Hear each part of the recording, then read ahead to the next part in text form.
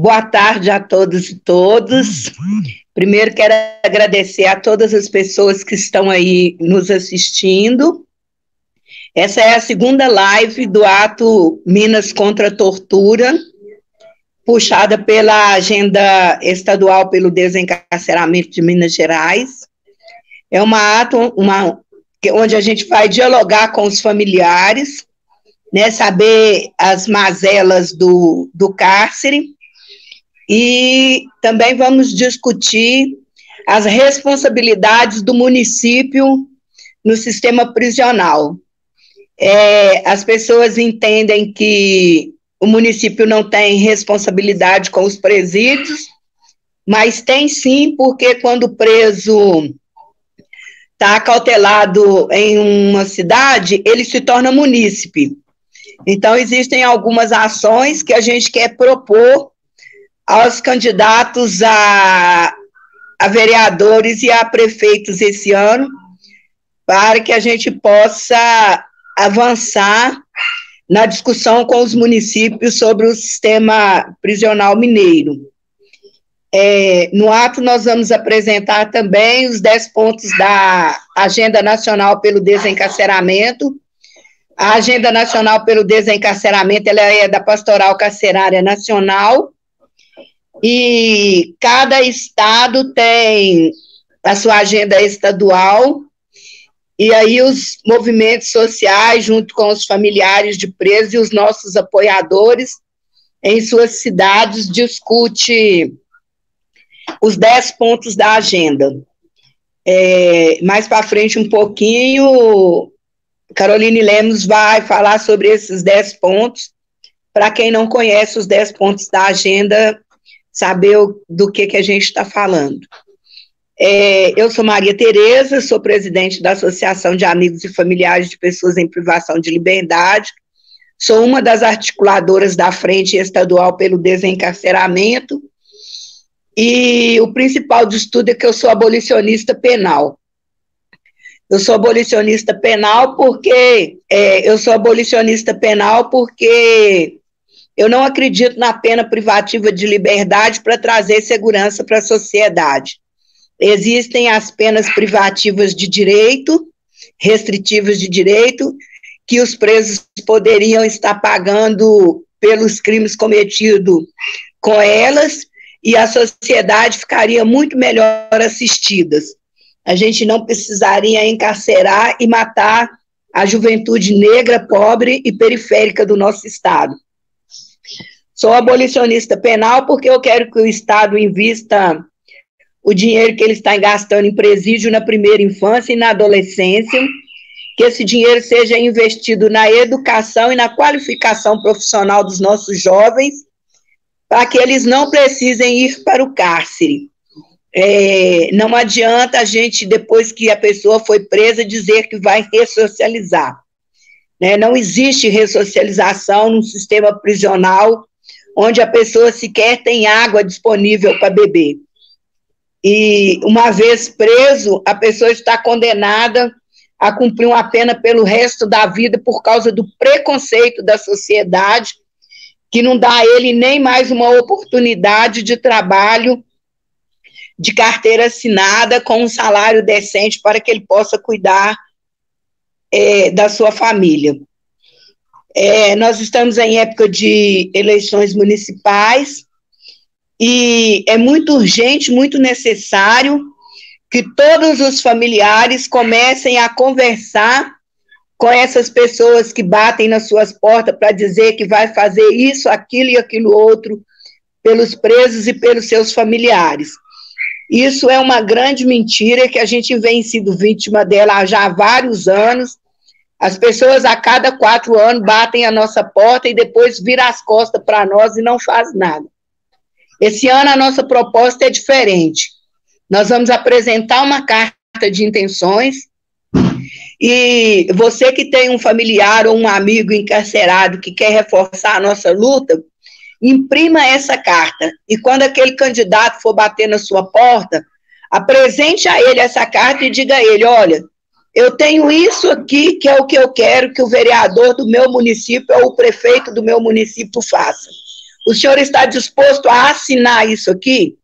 Você fala, ah, não, mas eu vou fazer, mas não dá para assinar. Ó, então vaza da minha porta, porque eu não tenho tempo para perder com pessoas que estão em cima do muro, não. Eu preciso de pessoas que decidam de que lado que estão e preciso de pessoas que estejam do nosso lado. Dizer para os familiares, embora as pessoas achem muito estranha por causa da minha forma tosca de ser e de, às vezes, apelar com as coisas, eu sou de formação cristã. Eu fui criada num colégio evangélico, eu fui criada no Instituto Batista Mineiro, lá em Santo Afonso, que é um município de Betim. Eu leio a Bíblia todos os dias, eu oro, eu converso muito com Deus. Eu frequento uma igreja, eu sou membro ativo de uma igreja. Mas eu queria pedir imensamente aos familiares dos presos para não votar no pastor da sua igreja, nem no missionário. Isso vai causar um susto muito grande, mas eu, enquanto representante dos familiares dos presos, quando eu chego na Câmara ou na Assembleia para bater na porta dessas pessoas, eles ignoram a nossa luta, eles ignoram a nossa dor. Eles estão se recusando a entender que quando Jesus foi morto lá na cruz, ele também foi vítima de tortura. Era necessário que Jesus morresse na cruz para nos salvar, mas não era necessário toda aquela covardia que foi feita com ele na cruz. Aquela coroa de espinho, aquele prego nas mãos, aquela chibatada, aquilo foi tortura. E eles não querem entender isso, eles estão legitimando a tortura no nosso estado, no nosso país. Então, vocês repensar o voto de vocês, porque a fé sem ação é morta. Isso está na Bíblia, a fé sem ação é morta. É preciso que a gente tenha fé, mas é preciso que a gente haja.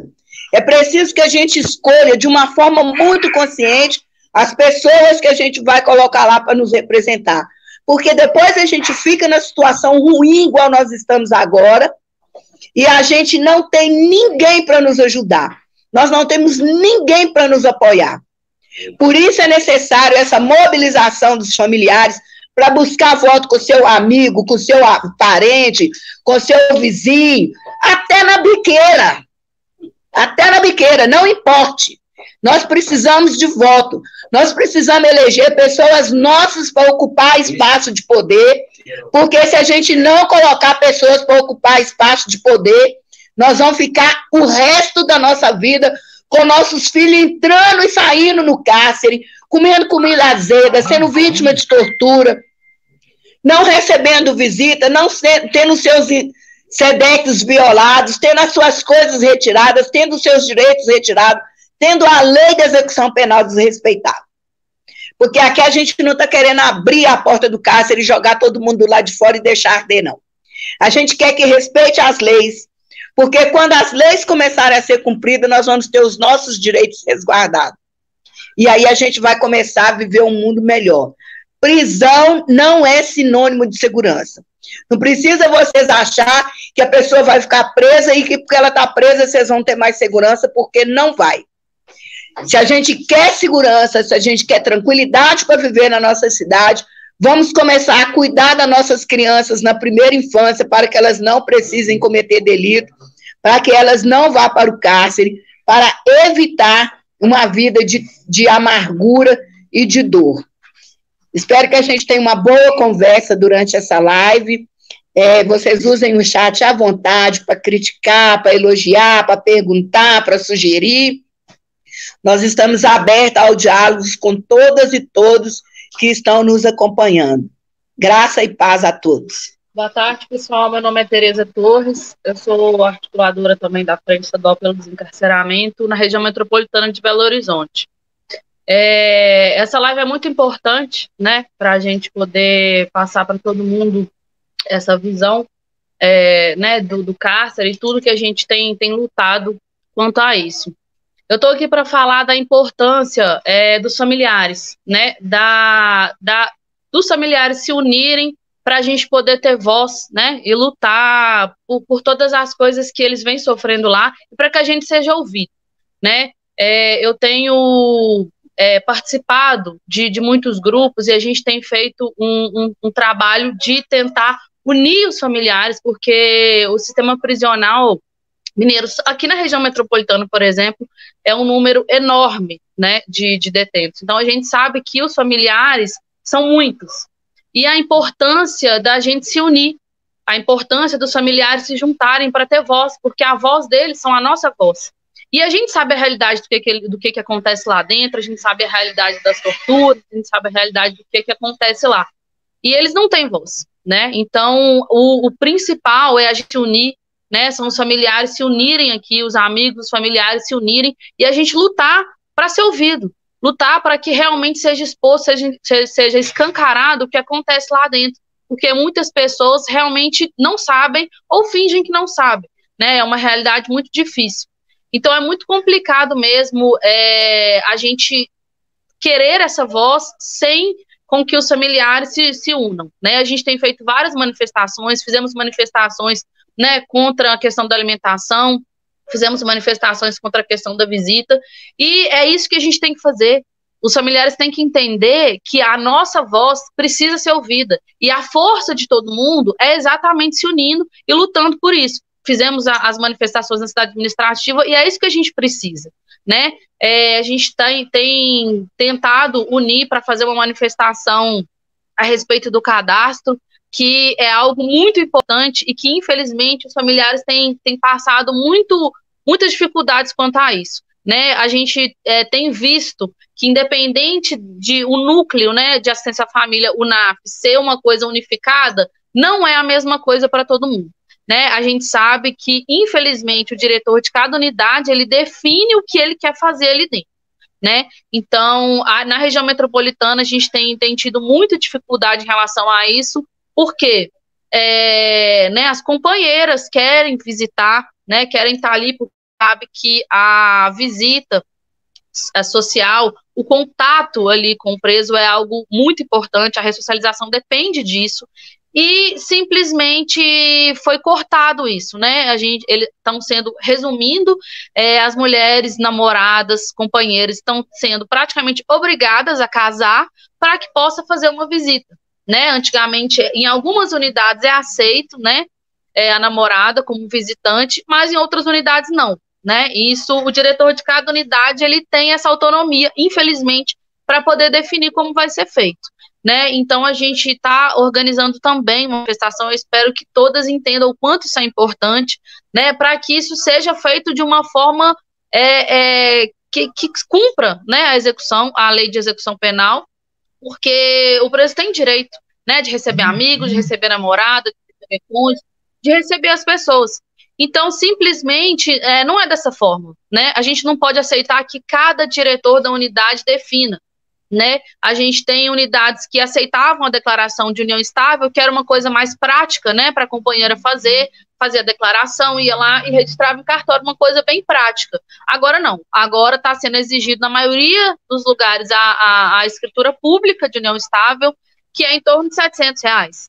Então, estão obrigando as meninas a casar para poder fazer a visita, tá? Então, eu queria deixar esse recado, na verdade, com todos os familiares que se unam, sabe, que realmente busquem, porque a nossa voz é a voz deles lá dentro. A gente precisa, é muita coisa, é muita tortura, a gente sabe as coisas que acontecem lá dentro. Então, se os familiares não se unirem, não entenderem que a nossa voz precisa ser ouvida e a gente se juntar para isso, né, a gente realmente não vai conseguir ter voz. E somos muitos, né, somos muitos. E a importância disso assim, é inigualável. Então, fica aí o meu recado, tá, para todos os familiares, que realmente se unam quando a gente fizer a manifestação, quando a gente precisar, sabe, vamos juntar, é muita gente, a gente precisa, a nossa voz precisa ser ouvida. Tá bom? Fica aí o meu recado para todas as familiares, que a gente possa, de fato, lutar e exigir os direitos que sejam cumpridos. Muito obrigada, gente. Ei, pessoal, eu sou Carol, sou advogada, sou militante, sou amiga de pessoas em privação de liberdade e seus familiares. E como disse a dona Tereza aí no início, hoje nós estamos apresentando nossa agenda municipal pelo desencarceramento, que é um programa popular que define a pauta pelo desencarceramento nos municípios. a ideia é fortalecer a proposição de políticas municipais que se pautem pelo compromisso com o desencarceramento em Minas Gerais. Os candidatos à vereança ou à prefeitura em cidades de Minas podem aderir a essa agenda, postando em suas redes sociais um apoio público, né? Aí da forma como preferirem, seja por vídeo, por post, por foto, marcando o Desencarcera MG e preenchendo o formulário que está no site da agenda. O site da agenda é o desencarceramento.org.br. Lá vocês conseguem acessar o documento da Agenda Municipal pelo Desencarceramento de Minas Gerais e também acessar esse formulário. Eu vou falar bem rapidinho aqui dos pontos da agenda, até porque esses pontos, ao longo de toda a live, esses pontos vão atravessar todas as falas, porque são problemas que acontecem em todas as situações e é até difícil de separar, porque tudo isso acontece ao mesmo tempo e atravessa a vida dessas pessoas, né? O cárcere, ele atinge hoje centenas de milhares de pessoas em Minas Gerais, porque ele atinge não apenas as pessoas que estão presas, que são quase 80 mil pessoas hoje, mas também seus familiares e seus amigos, né? Então, a gente tem que considerar que todas essas pessoas são sujeitos políticos, são sujeitos de direitos, e que o município tem dever de prestar assistência a essas pessoas, né? O primeiro ponto da nossa agenda, então, é contra a militarização e armamento das guardas municipais e pela substituição das políticas repressivas em territórios periféricos por políticas de acesso a direitos e à cidade. A única política pública que chega na periferia hoje em dia é a repressão, é a polícia e o policiamento ostensivo, né, que submete as pessoas diariamente a abusos de poder, a invasão de suas casas, a truculência policial e a revistas e prisões arbitrárias. Então, a gente precisa substituir essas políticas violentas e repressivas por políticas de acesso a direitos para evitar a criminalização desses sujeitos. E, além disso, precisamos desarmar e desmilitarizar de forma definitiva as guardas municipais nas cidades mineiras. Segundo ponto, contra a construção de novas unidades prisionais de internação, nenhuma vaga a mais. Então, a superlotação no cárcere não deriva da falta de construção de unidades prisionais, mas sim das prisões abusivas, ilegais e discriminatórias, né? Então, a gente precisa dar um basta na construção de novos presídios e os municípios têm que se opor de forma veemente à construção de novas unidades prisionais ou de internação do socioeducativo em suas cidades.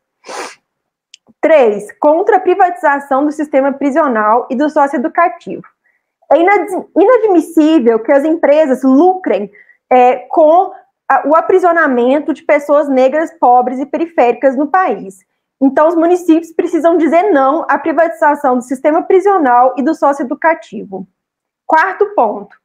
Adesão e efetivação do município da Política Nacional de Atenção Integral à Saúde de Pessoas Privadas de Liberdade no Sistema Prisional e atendimento dos jovens do sistema socioeducativo fora das unidades de internação. As pessoas hoje encarceradas estão sem atendimento médico, sem receber medicamentos. Essas pessoas, como disse Dona Tereza, são munícipes. Então, o município tem dever de zelar pela saúde delas também. O 5º ponto. Políticas de mobilidade urbana que garantam aos moradores das periferias, em especial aos familiares de presos e egressos do sistema prisional, o deslocamento e o acesso à cidade. Como a gente sabe, as unidades prisionais ficam, às vezes, em lugares muito afastados do centro, né? E isso é muito perverso para as familiares, porque elas têm que pegar ônibus, às vezes viajam por horas, às vezes não tem ônibus que chegue a essas localidades, às vezes é um transporte extremamente caro, ou às vezes a circulação desses ônibus diminui no fim de semana, que é justamente quando elas fazem a visitação das unidades prisionais.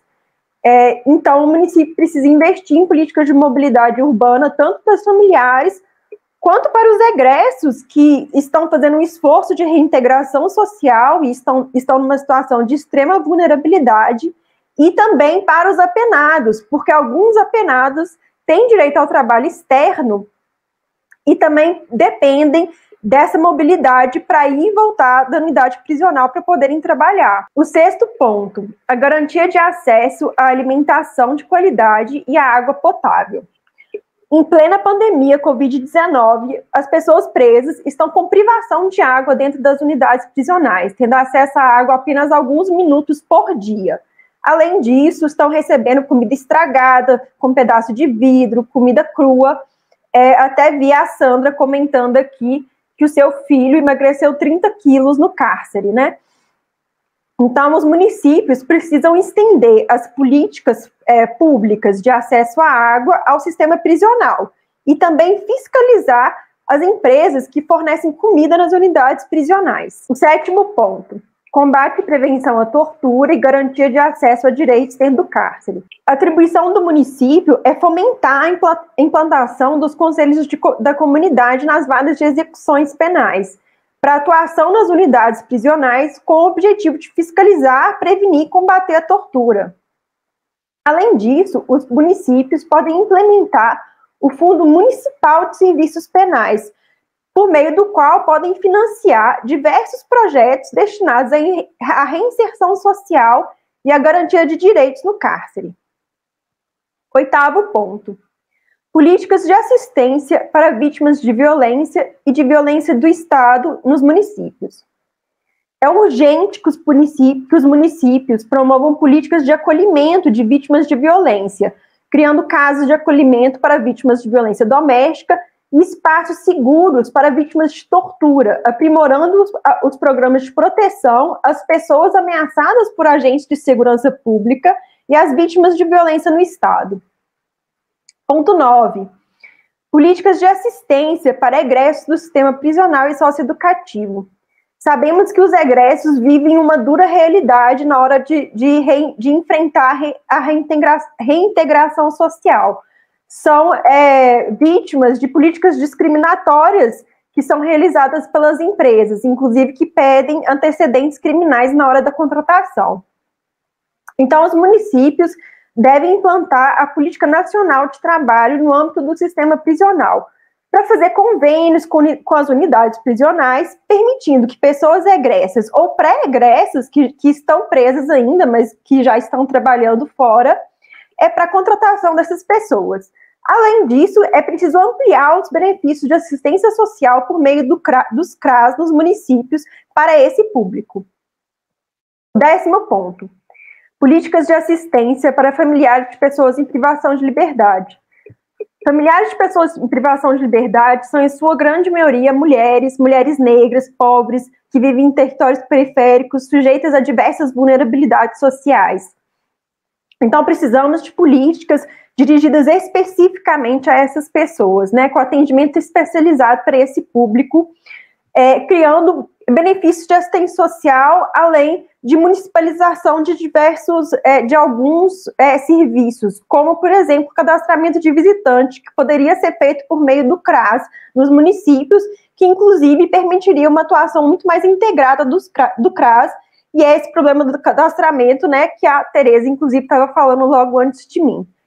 Então, são esses os 10 pontos. Nós convidamos todos os candidatos à vereança ou à prefeitura em Minas Gerais, em cidades mineiras, a ir lá, a ler os pontos e a lembrar o tanto que essa população segue desassistida, porque nós nunca vimos nos programas políticos desses candidatos nada referente às unidades prisionais. E é urgente que os governantes dos municípios abram os olhos para essa realidade, porque é inaceitável que eles deixem as pessoas estarem morrendo, sofrendo tortura diariamente, sem água, sem comida, nas unidades prisionais, como se isso não fosse problema deles. Então, convidamos todos a entrarem lá para verem o nosso documento, para assinarem, para nos apoiarem na nossa causa, que também nós vamos divulgar as pessoas que nos apoiarem, vamos divulgar nas nossas redes sociais e vamos divulgar também nos nossos grupos de WhatsApp, que tem hoje centenas de pessoas em mais de 20 cidades mineiras.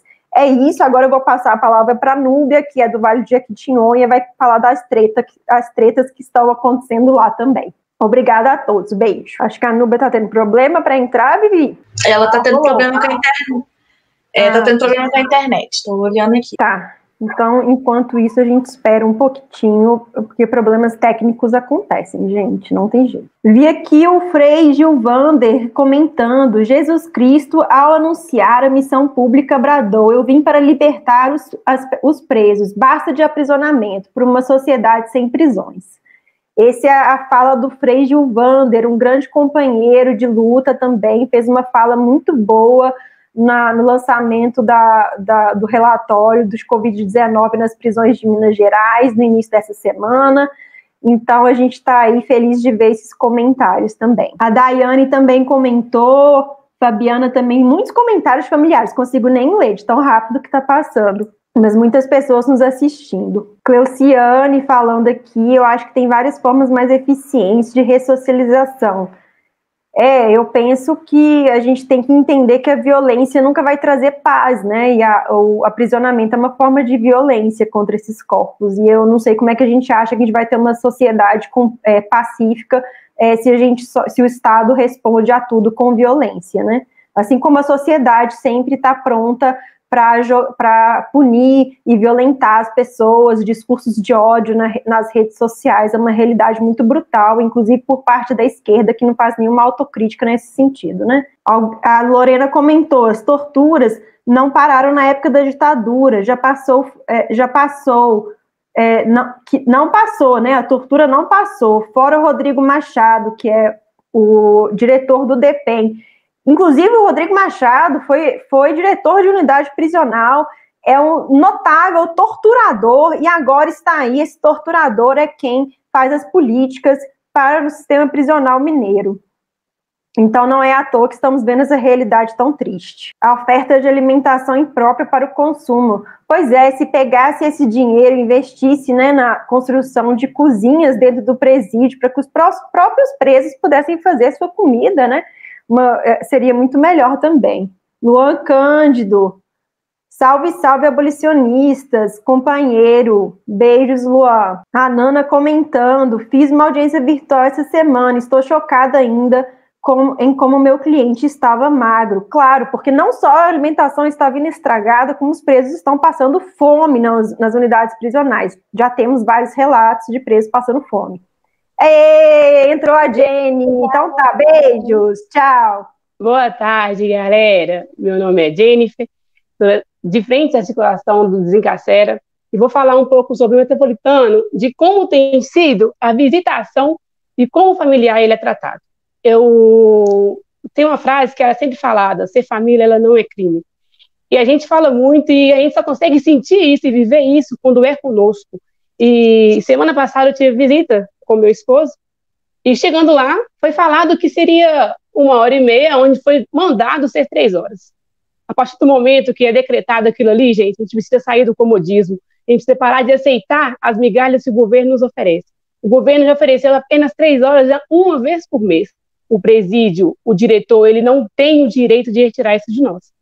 Cheguei no presídio a visitar, e foi apenas 1h30. Chegando lá, quando retirou os presos, eles colocaram o familiar dentro de uma cela chamada multiuso, colocou o familiar preso, e a partir do momento que a gente questionou, e um preso falou que não concordava, que era um constrangimento, o agente simplesmente virou e falou, se é constrangimento, é simples, quebra a visita. Gente, galera, sai do comodismo, a gente não pode aceitar, não tem como ficar dentro de casa, não tem como aceitar o que o governo está fazendo, o que os presídios, o que o diretor está elegendo para nós. Não tem como um familiar ficar dentro de uma cela e visitar para ver um preso a 5 metros de distância. Eu não aceito ficar presa. Ser família não é crime. Eu não estou presa, o governo, o diretor, ele não tem esse direito de nos colocar dentro de uma cela. Eu não vou questionar sobre alimentação, sobre tortura, sobre agressão com os presos, porque isso aí já vem, porque na hora de correr atrás, você fica na sua casa e espera a melhoria. Até quando vamos ficar assim, dentro de casa, esperando alguém ir na rua procurar a melhoria e não tem resultado nenhum? Porque você fica na sua casa querendo algo que melhore, não vai melhorar, não vai mudar. Saia do comodismo, não aceite, seja família, você não é criminoso, você não é bandido, você não errou. Você visitar um ente querido não se torna crime. Você não está passando a mão na cabeça e colocando o ego em cima de um erro. Não, você é apenas uma família. Então, seja família, corra atrás, saia do seu comodismo, tenta algo melhor, para de aceitar o que eles querem, para de falar assim tá bom, assim vai ser. Não, não é assim. Você tem voz, você pode correr atrás, você pode mudança, e vai ser assim. Enquanto a gente aceitar as migalhas e alimentar disso, o governo vai continuar assim, o diretor vai achar que ele é o dono da razão, o diretor não tem esse direito. Então, galera, saia, corre atrás, porque você tem voz. Não vote querendo algo, aceitando aquilo que eles vão falar. Não, palavras não mudam em nada. Falar até papagaio fala, mas saia do seu comodismo e corra atrás daquilo que você precisa, daquilo que você almeja. Não espere o próximo fazer por você. Boa tarde a todos que nos assistem, boa tarde a todas as meninas que estão participando da live. Sou Stephanie, estou representando o presídio de Assis daqui de Uberlândia e a Pimenta da Veiga. Aqui a gente tem um problema grave, um problema crônico, que é o problema da tortura, né, que é muito grave, é preso sendo baleado, é falta de água, é falta de luz, e está muito complicado. Desde que a pandemia estourou, isso aumentou muito. Tem 10 anos que eu convivo no sistema, mas ultimamente a gente tem tido cada dia um relato pior, porque a família denuncia, faz tudo, e a gente nunca vê os agentes sendo penalizados. Então isso está causando aquele ar de impunidade entre os funcionários públicos do presídio, tanto da penitenciária. E é muito complicado essa questão toda, porque a gente como família sofre muito, entendemos que o detento cometeu um crime, e o Código Penal fala em privação de liberdade. Tortura é crime, entendeu? E aqui isso dentro do presídio é muito comum, todos os dias. As meninas do Bloco G sofrem demais, as meninas apanham de agente também. É inacreditável. Já teve relato de diretor entrar no bloco feminino e agredir as meninas. Então, tanto quanto as meninas, quanto os homens estão sofrendo muito. A tortura física, psicológica, deixa os presos sem colchão, joga água nos colchão dos presos, as celas estão em condições insalubres, não tem condição nenhuma, e o problema maior que estamos tendo também é que acontece? Não tem médico. A unidade não tem médico. Esse é um grande problema que a gente está enfrentando. Água, 20 minutos, não tem condição, porque dentro de uma cela tem de 20 a 25 presidiários, como que em 20 minutos vão lavar a cela, vão tomar banho e fazer sua higiene pessoal. Os presos ficam no escuro, sem energia, isso é desumano, isso não consta no Código Penal, e o problema grave também que a gente está tendo é em questão das visitas. Por quê? O serviço de assistente social não está vindo de encontro com as necessidades dos familiares. Por quê? Porque foi liberada a visita 20 minutos pelo parlatório. E eles não estão agendando para todo mundo. As famílias estão desesperadas, as pessoas estão chorando, todo mundo está desesperado. Porque estão repetindo quem já foi, e várias pessoas, até como eu, não tive a oportunidade de visitar, liga no presídio, o telefone não atende, manda e-mail para assistente social, elas não respondem. Quando o preso fica doente, vai na rua ter um atendimento médico e ele volta com a receita, o que acontece? Não é passada a receita para a família, entendeu? O preso está doente, precisa do remédio, a unidade não tem o remédio e a unidade não oferece ligar para a família e passar as receitas. Um outro problema que a gente tem, as cartas. Tem visita que tem 7, 8 meses que não recebe carta, entendeu? Eu não sei o que acontece, a carta está sendo extraviada, as cartas não chegam para a gente, e quando chega é uma demora muito grande, fora do normal, e é muito complicado. Um outro problema grave também que tem aqui é o problema da ressocialização. Como vai ressocializar o preso? O presídio não tem escola, não tem trabalho, não tem um curso, não tem nada. O detento fica 4, 5, 6, 10 anos preso, privado, e quando ele volta para a rua, ele continua na mesma condição de quando ele entrou. Ou seja, sem nenhum tipo de profissão, sem estudo e desempregado e com a sua família para sustentar aqui de fora. Então, está muito complicado. O presídio de Alcides de Assis tem sido campeão nas denúncias. Ele está batendo o recorde de todas as cadeias aqui de Minas Gerais. A família queria muito que alguém olhasse para a gente, olhasse para os detentos e tomasse uma posição, porque não tem condição, preso apanhando, sendo espancado, sendo baleado, sendo mordido por cachorro, a gente jogando urina nos presos, molhando os colchão, tira os colchão, deixa os presos só no chão duro, não tem condição. As famílias pedem socorro.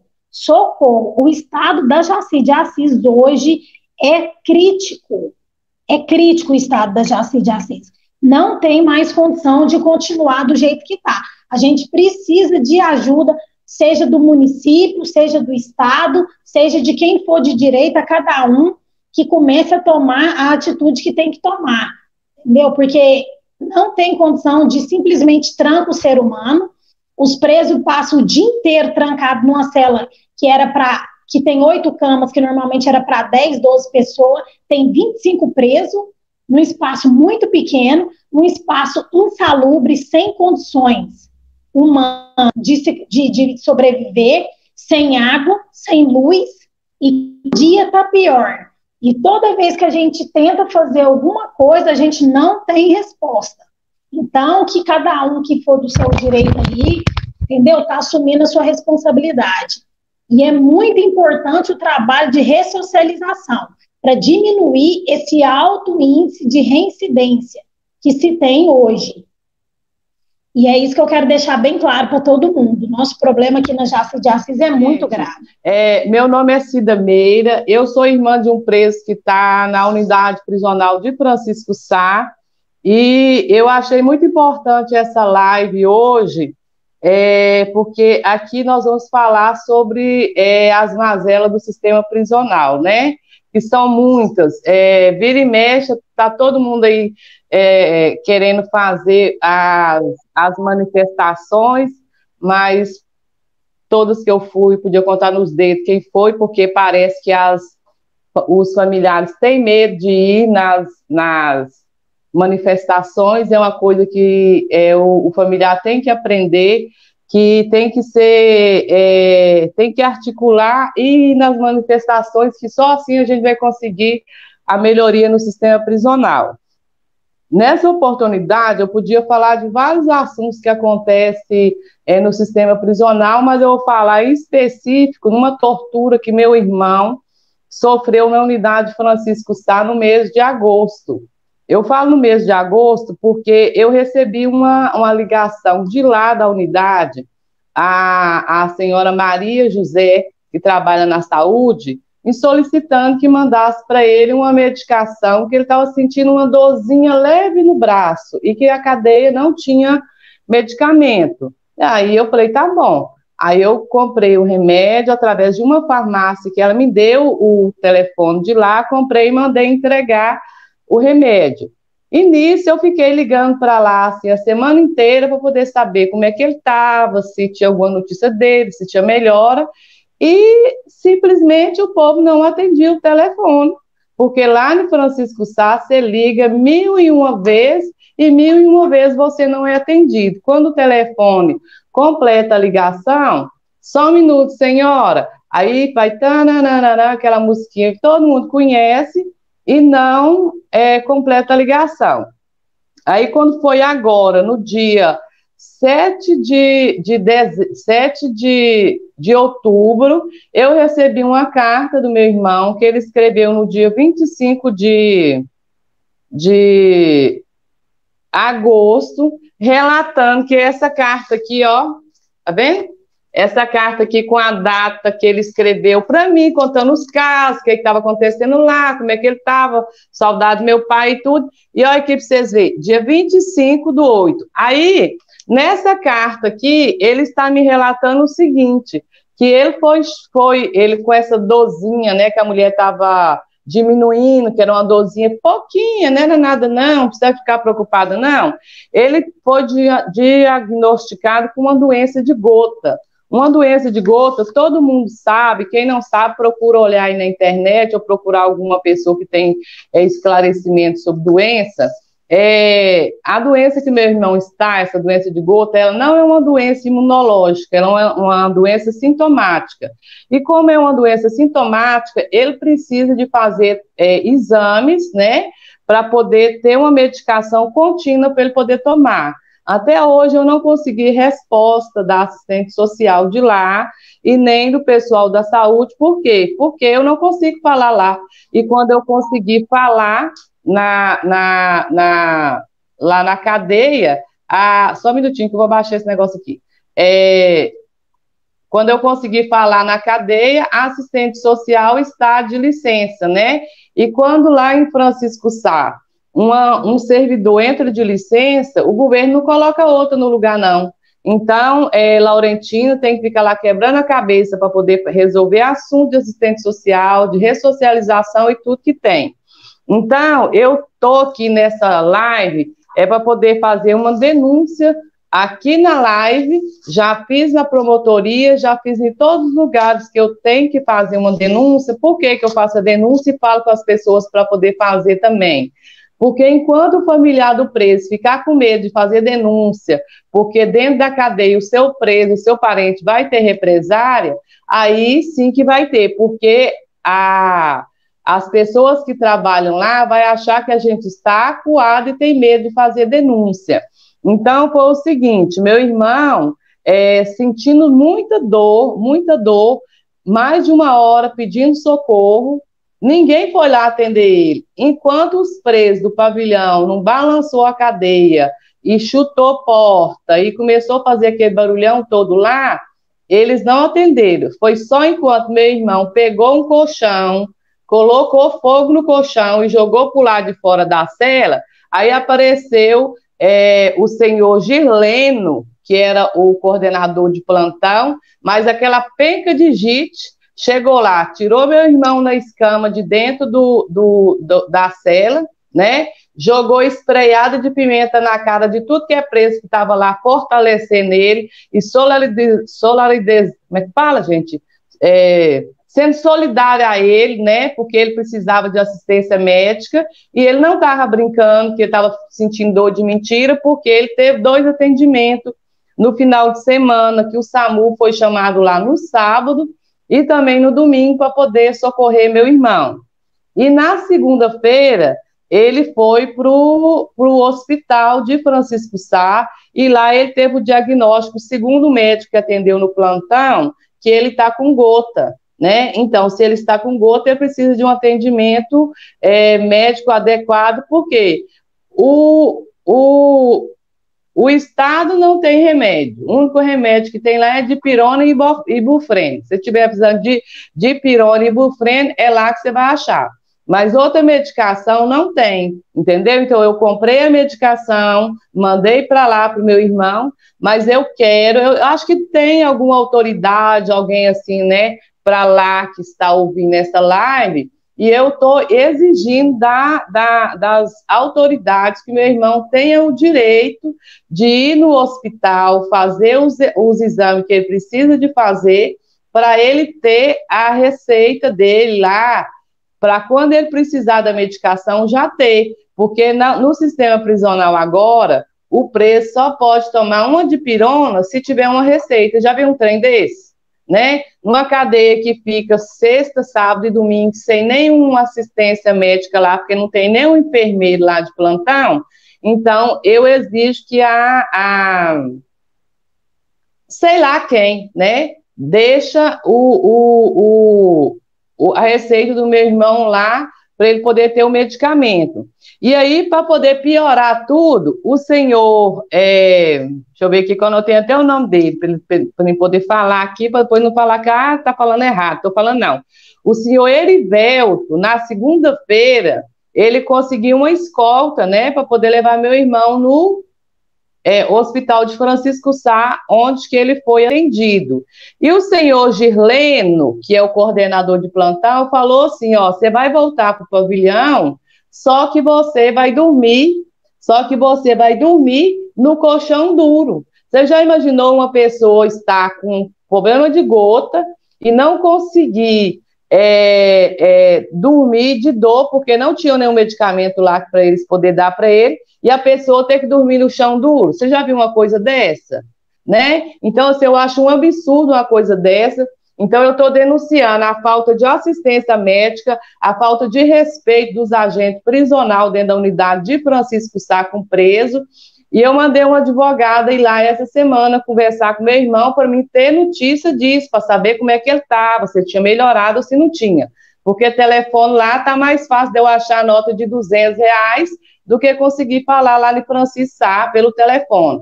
Porque eu mandei e-mail lá também, até hoje a assistente social não me respondeu.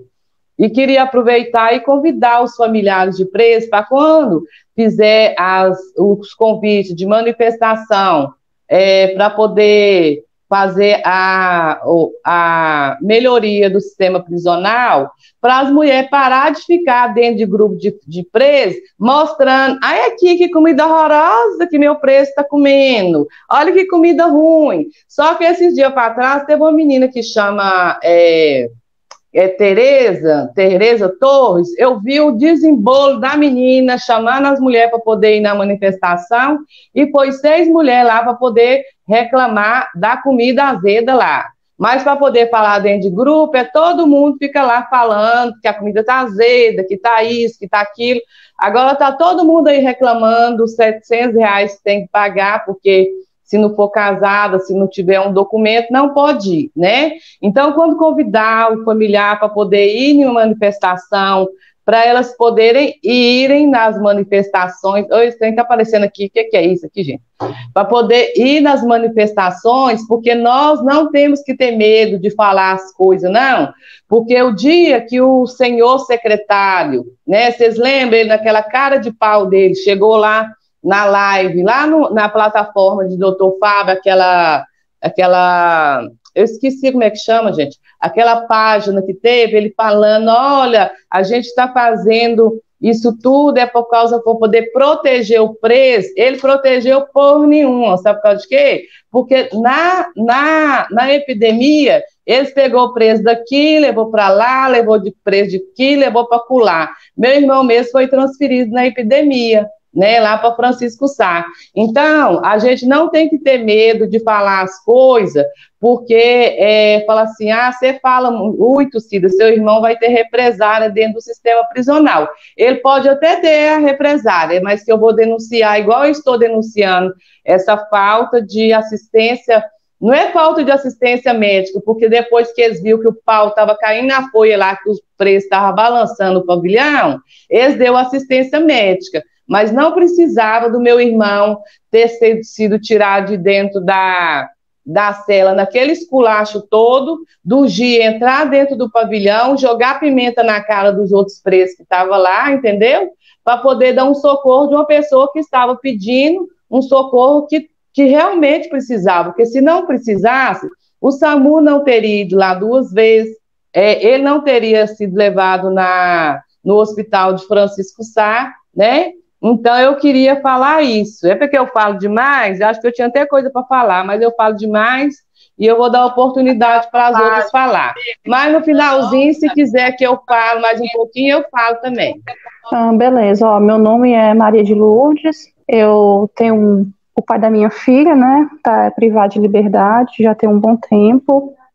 E assim, ele veio de uma cidade do interior aqui do norte de Minas, Janaúba, e foi cumprir pena na penitenciária de Francisco Sá. Hoje mesmo eu estive conversando com ele, que infelizmente hoje teve início a visitação do pavilhão dele aqui na unidade de Montes Claros.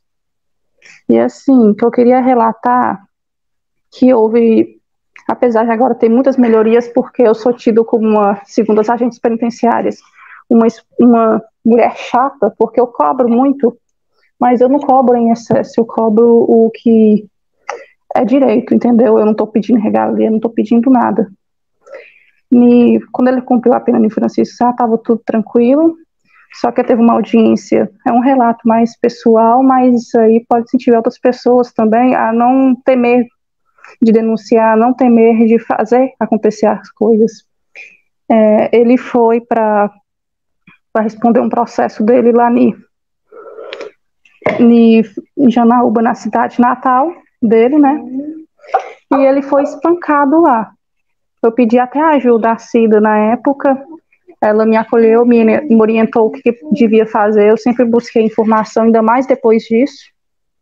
Eu cheguei lá depois de uma semana, vi ele ainda todo roxo e não fiquei nada feliz.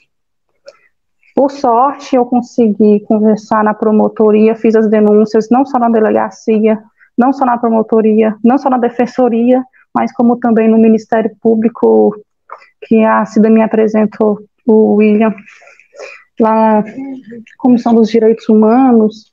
Eu conheci pessoalmente a dona Tereza, né? Então, assim, eu acho que se as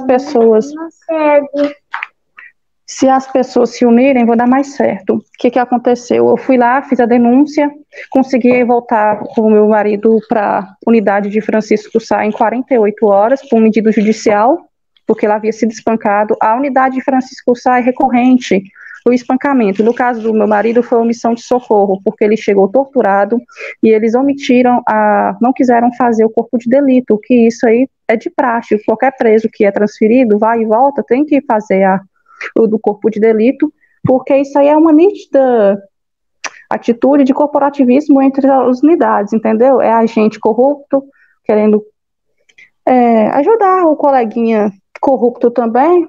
Corrupto não, né? Bandido, porque não tem outro nome para uma pessoa que comete um crime e fica cobertando pior. Isso para mim é uma quadrilha institucionalizada, que é uma coisa bem grave. Aí ele foi transferido há pouco tempo, no início da pandemia, para Montes Claros.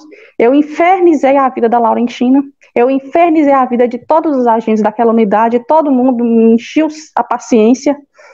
Eu lembro que eu ia visitar, body scan era 5, 6, 7 vezes, a minha revista corporal era esdrúxula, para não falar uma palavrinha mais bonitinha, era tudo em excesso para mim, e hoje eu fui relatada pelo próprio pai da minha filha, né, que quando listaram o nome dele para ele ser transferido, a própria agente falou, graças a Deus, que você vai embora, porque eu não suportava mais sua mulher me enchendo o saco. Foi essas palavras, eu fiquei assim, Jesus. Mas surtiu efeito. Ele veio aqui para Montes Claros, logo aqui no início de abril, né? E eu estava vendo que não estava tendo carta, não estava tendo isso, não estava tendo informação, não estava tendo nada. Por sorte, como eu sou uma pessoa conhecida aqui, a assistente social aqui está boazinha. Aí ligou para mim, comunicando que ele estava aqui apenado, estava dentro da unidade já, que eu já sabia se foi transferido ou não, e tudo, mas como eu sou uma pessoa que fica por cima, eu já sabia, né? Aí ela me deixou conversar com ele, explicou a situação e tudo, só que eu via que estava faltando alguma coisa. Eu vi que tinha um grupo de mulheres aqui no norte de Minas, aqui na cidade de Montes Claros, que já estava com raiva, né? Porque não estava chegando carta, não estava chegando informação, todo mundo perdido. Aí eu falei, tem capimento um trem desse, não. Eu ia pedir uma informação, eles não atendiam telefone, que é um problema de Francisco Sá também, eu digo isso porque eu visitei lá durante uns 4 anos, era muito tempo, então eu tenho, base para poder falar o que eu falo. Aqui também melhorou bastante, a gente fez um pequeno movimento, assim, na porta pacífico, na porta da unidade. Eu tenho um advogado que redigiu, fiz também um parecer para o diretor, e eu consegui conversar pessoalmente com ele. A gente conseguiu colocar o Leonardo Rodrigues e a Mônica para fora do presídio para conversar com os familiares. A iniciativa foi boa porque teve bons frutos. A gente agora tem uma assistente social na porta, terça-feira, para atendimento em geral, para quem não está conseguindo receber, ligar, né? E também, como no caso, as ligações, as videoconferências, as visitas assistidas, que até há pouco tempo era a que tinha, começou a ser de fato de ser de todo mundo, não privilégio de alguns, porque aqui eu acho muito estranho isso. Aí deu certo, e agora, o que eu estou querendo incentivar com o meu relato é que se unir, vai longe, você entendeu? Então, quando você quer alguma coisa, une, busque seus direitos, nunca desista, porque eu sei que quer ter um familiar preso, eu sei que é passar horas esperando, eu sei que é todo esse processo e de fato isso não ajuda em nada. Seria muito melhor se o meu parente estivesse estudando ou então trabalhando. Falta oportunidade, falta compromisso. Tem muita gente que abre a boca, acha com discurso que lugar fica mesmo que vai na cadeia quem quer. Não é assim, não. Tem gente que não tem tanta oportunidade de ver a vida do crime. A gente tem que incentivar os jovens a mudar essa perspectiva, a não achar interessante. Meu marido, depois de ficar comigo e tudo, ele mudou, né? Ele é a prova viva que tem jeito, entendeu? Quando você dedica, se o Estado tivesse mais atenção com os jovens, mais atenção com as pessoas de maior vulnerabilidade social, a situação seria menos crítica, porque prender não resolve nada, porque se fosse o tamanho da pena ser, tipo assim, um empecilho para o cara cometer um crime, a China não teria mais população e nem os Estados Unidos estariam na nossa frente, porque lá a coisa é feia, sobre a pena, né? Mas assim, pelo que eu sei, no Brasil está ainda na época medieval, no tratando o quesito de preso, né? Porque parece que a gente retrocede a cada ano. Porque eu vejo também propriedade, que eu tô, né, vendo isso na minha vida, que muitas pessoas simplesmente não ajudam. Por exemplo, sabe que seu familiar tá lá, fala que preocupa e não une, dá uma raiva isso, mas uma raiva tremenda, porque nada funciona se não tiver participação da comunidade, não é só presídio não, é na vida pública. Então, isso também é bom para orientar para a pessoa, quando for votar, vota consciente, não vota em qualquer um mesmo, não, porque é cheio de charlatão, o que mais tem. E gente que para passar mel na nossa boca, é o que mais tem também, na unidade mesmo. Hoje eu fui, minha primeira visita pós-pandemia, né, foi tranquilo, foi 3 horas de visita. Aqui, diferente de Francisco Sá, você não precisa tirar a roupa, né? Porque já tem um scan incorporado, você precisa tirar a roupa de entrada e saída, eu acho meio que incoerente. E foi muito tranquilo, não tenho que muito reclamar aqui por agora, porque todas as minhas pendências para com o diretor foram cumpridas, e ele até me convidou, eu e a outra organizadora do movimento, se tiver algum empecilho, algum problema, para relatar para ele, entendeu? Aí, sim, de volta e meia eu apareço lá, volta e meia eu converso, e até agora está tudo ok. É isso, gente. A mensagem que eu quero falar é que a união faz a força. Nunca desista. E nem se você for pregada de chata, porque eu sou, e isso aí fez totalmente a diferença, porque todos os direitos do meu marido estão agora sendo respeitados devido à constante a mesma perseverança que eu tenho. Porque eu tenho fé que as coisas podem mudar, mas não adianta nada querer mudar se não chamar as outras pessoas, porque andorinha sozinha não faz verão. Boa isso. Tarde, meu nome é Cássia, eu sou articuladora da Frente Mineira pelo Desencarceramento em Contagem e parente de um familiar que se encontra preso. Hoje eu vim falar um pouco sobre a questão da comida azeda, que ela existe em várias unidades do sistema prisional de Minas, e começou a me chamar muita atenção aqui na região metropolitana de Belo Horizonte. E eu participava de um grupo e que tinha muitos relatos, eram muitos familiares denunciando, tinha inclusive relatos de agente penitenciário também relatando a comida que estava chegando azeda, e aquilo começou a me chamar muita atenção. E eu quis buscar, assim, a princípio eu fui querer saber o nome da empresa, né, que estava entregando a comida. Foi a primeira coisa que eu consegui saber. Até então, ela chama Eldorado Refeições Limitada, e resolvi buscar a licitação, né, porque é público, né, essa informação. Então, eu resolvi ir lá no portal do CEPLAG e buscar as licitações, né, das empresas que entregavam comida. E me chamou muita atenção foi o valor era muito alto. Eu, a princípio, fui buscar o de Contagem, né, o contrato realizado em novembro de 2018, e o valor era de R$ 25.207.952,84.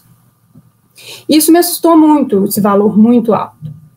E, no mesmo dia, eu fui buscar pelo pregão de Contagem, onde também começaram os relatos de comida azeda, e, para o meu espanto também, o valor de Ribeirão das Neves era muito maior do que o de Contagem. E o que me deixou mais assustada ainda é ver que a empresa que tinha ganhado a licitação em Contagem, em Ribeirão das Neves, era a mesma que já estava entregando a comida azeda em Contagem, e que tinha vários relatos. E realmente, lá em Ribeirão das Neves, logo quando começou essa nova empresa a entregar a comida lá, que ela ganhou a licitação e foi nesse ano de 2020, as denúncias de lá começaram a aumentar muito mais em relação à comida azeda, né? Teve um dia até quando teve a Dutra virou, uma das questões que estavam sendo tratadas era realmente a comida que começou a chegar azeda lá, e já era essa empresa Eldorado Refeições que tinha chegado. E o valor do contrato de Ribeirão das Neves é de simplesmente R$ 61.343.216,46 para entrega de comida azeda. E o Estado fala tanto em economizar, que se pegasse esse dinheiro todo e investisse em construção de cozinhas nos presídios, e para os próprios presos poderem fazer essa comida, iria economizar muito mais. Mas não. Eles preferem fazer as licitações, né? Que inclusive um exemplo que eu tenho que é da PPP, que a comida era feita lá, e hoje ela está sendo entregue. Eu não consigo entender isso. Já tinha uma estrutura toda para entregar, para fazer a comida lá dentro, e agora eles estão recebendo comida porque ela foi incluída na licitação de Ribeirão das Neves. Então, essa Eldorado Refeições, ela já tinha um histórico de reclamação muito grande por causa de Contagem, né, do presídio da Nelson Hungria e outras, o Ceresp de Contagem, já tinham diversas reclamações, e mesmo assim essa empresa ganhou licitação em Ribeirão das Neves. O secretário adjunto Gustavo Toches falou na audiência pública que a grande quantidade de comida preparada e o volume de alimentação diária era muito grande, que podia acontecer erros de logística e, junto com a entrada da época do calor, chegando a azedar as comidas. Eu não acho isso normal. Eu não acho. Em qualquer outra empresa que, se estivesse fazendo tudo direitinho, a comida não estava azedando. Eu sou desse ponto que eu não acredito que erro de logística faz isso, não. Isso, para mim, é má qualidade lá na preparação da alimentação. Eu não acredito nisso, e eu acho que os outros familiares também não acreditam nisso. Toches fala também que, quando identificadas irregularidades, as empresas são suspensas, sofrem punições. Eu queria saber como que a gente tem acesso a isso, porque a gente só consegue ver a licitação, a gente não consegue ver suspensão, a gente não consegue ver punição nenhuma. Hoje, da semana passada, do dia 15 de outubro, a data de ontem, 23 de outubro, houve uma nova licitação dos presídios, né, que contempla a cidade lá de Contagem, mas foi feito porque o contrato está vencendo os 24 meses contratados, não porque houve uma suspensão. Então, realmente uma nova empresa ganhou, que se chama Cooking Empreendimentos em Alimentação Coletiva Limitada, que nós vamos acompanhar e ver se essa empresa realmente vai entregar comida de qualidade. E isso aconteceu em Contagem. O contrato, ainda vigente em Ribeirão das Neves, é da Eldorado Refeições. Eu queria deixar esse relato que nós estamos de olho, e que entregar comida azeda também é tortura. Desculpa, o microfone está desligado. Oi, gente, boa tarde. Meu nome é Miriam Lousada. sou a representante da Associação de Familiares e Amigos Presos Juiz de Fora. Nossa luta e a nossa pauta hoje nessa reunião é falar sobre a tortura dentro do sistema prisional e a importância de estar afastando esses diretores que apoiam e aceitam essa tortura, né?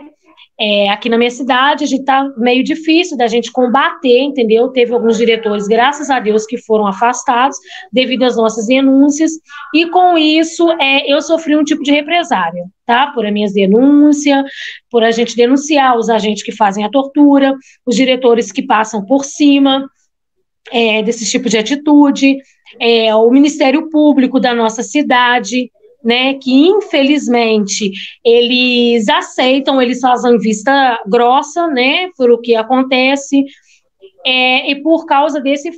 Boa tarde a todos, meu nome é Valéria, sou irmã de um preso, e hoje faço parte da articulação do desencarceramento. Hoje eu quero deixar o meu relato em relação aos familiares dos presos ser mal visto. Eu, nesses 11 anos de luta, sempre luto para as leis ser iguais para todos. No meu caso específico, eu tenho um irmão que foi assassinado há 13 anos atrás. Depois de 3 anos, o meu irmão tentou, né, fazer justiça com as próprias mãos e está encarcerado há 11 anos.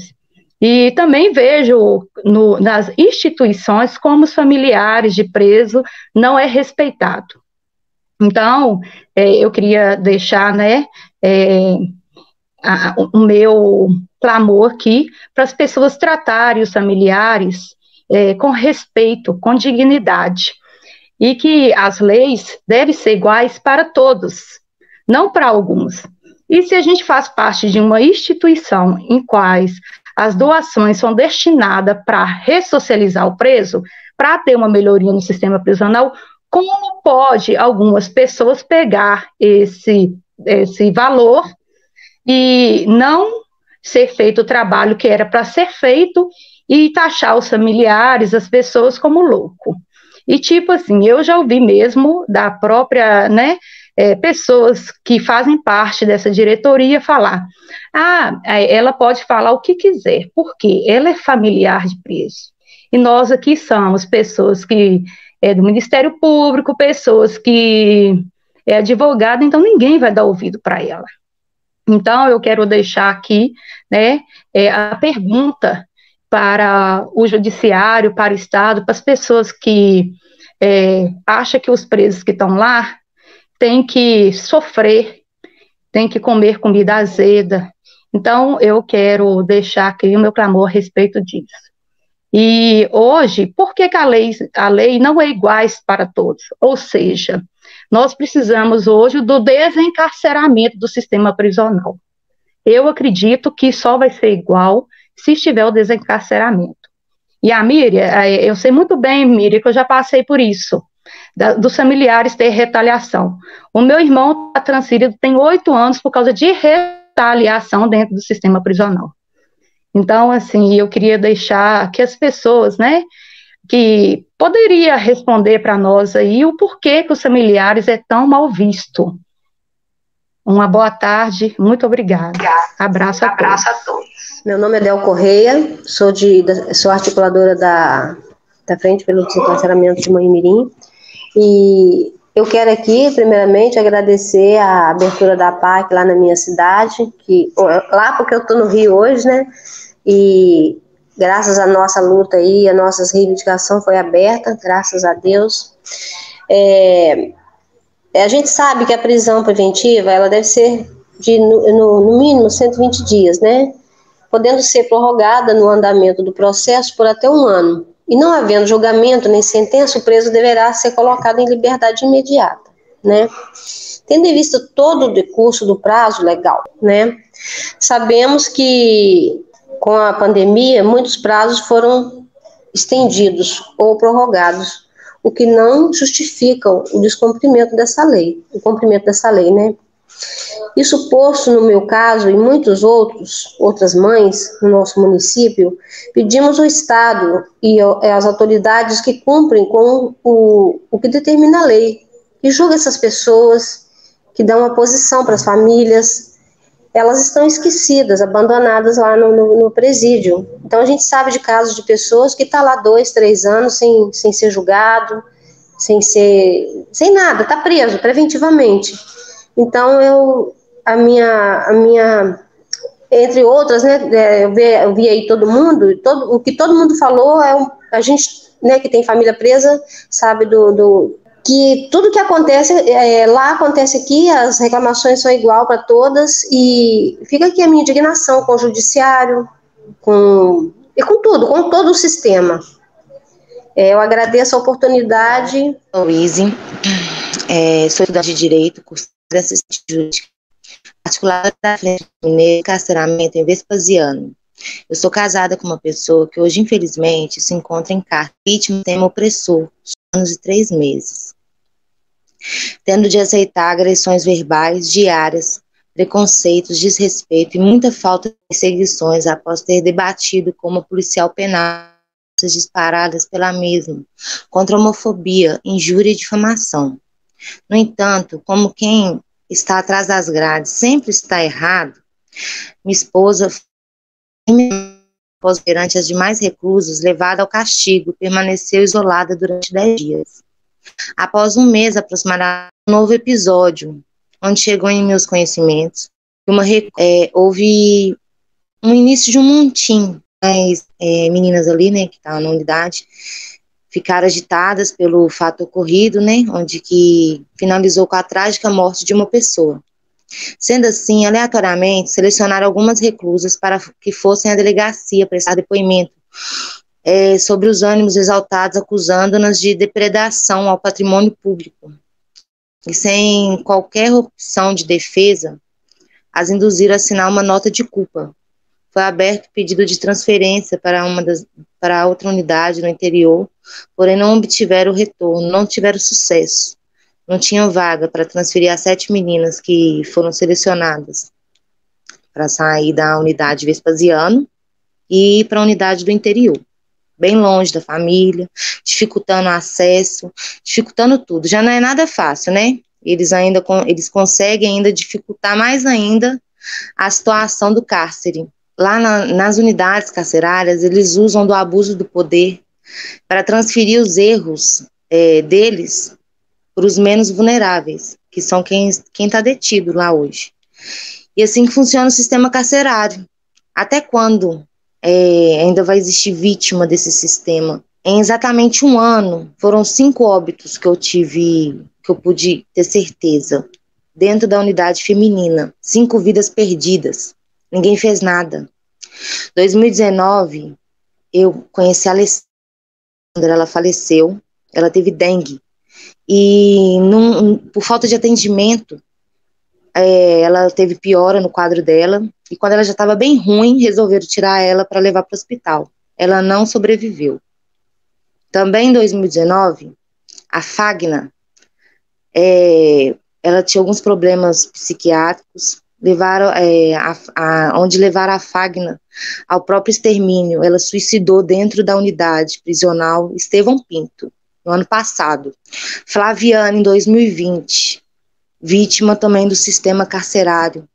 Ela foi transferida para Três Corações, onde não tinha suporte psiquiátrico também, e após o incêndio, ela morreu, vítima de queimaduras e asfixia. Teve mais 2 óbitos, foi desse ano, um foi na Estevão Pinto, e o outro lá em Vespasiano, na semana passada.